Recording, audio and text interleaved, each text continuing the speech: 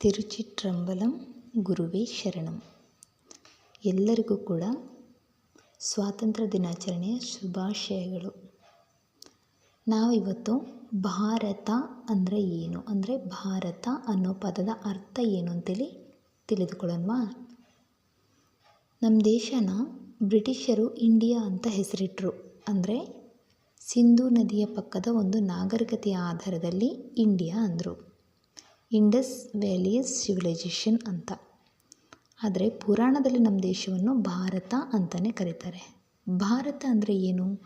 ಭಾ ಎಂದರೆ ಭಾವನೆ, ರಥಂ ಎಂದರೆ ರಥ ಅಂದರೆ ಚಾರಿಟಿ, ಭಾ ಎಂದರೆ ಇಮೋಷನ್ಸ್ ಭಾವನೆ, ಭಾವನೆಗಳುಳ್ಳ ರಥ ಭಾರತ.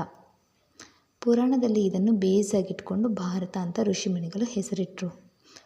ಇನ್ನೊಂದು ರೀತಿಯಲ್ಲಿ ಭಾವ ರಾಗ ತಾಳ ಭರತನಾಟ್ಯಂ ಅಂತೀವಲ್ವಾ, ಅಂದರೆ ಭಾವನೆಗಳುಳ್ಳ ಈ ದೇಹದ ನಾಟ್ಯವೇ ಭರತನಾಟ್ಯಂ.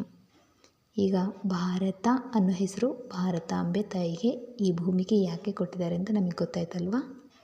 Happy independence day. ಸ್ವಾತಂತ್ರ್ಯ ದಿನಾಚರಣೆಯ ಶುಭಾಶಯಗಳು. ಜೈ ಭಾರತ್ ಮಾತಾ ಕಿ ಜೈ. ತಿರುಚಿಟ್ರಂಬಲಂ ಗುರುವೇ ಶರಣಂ.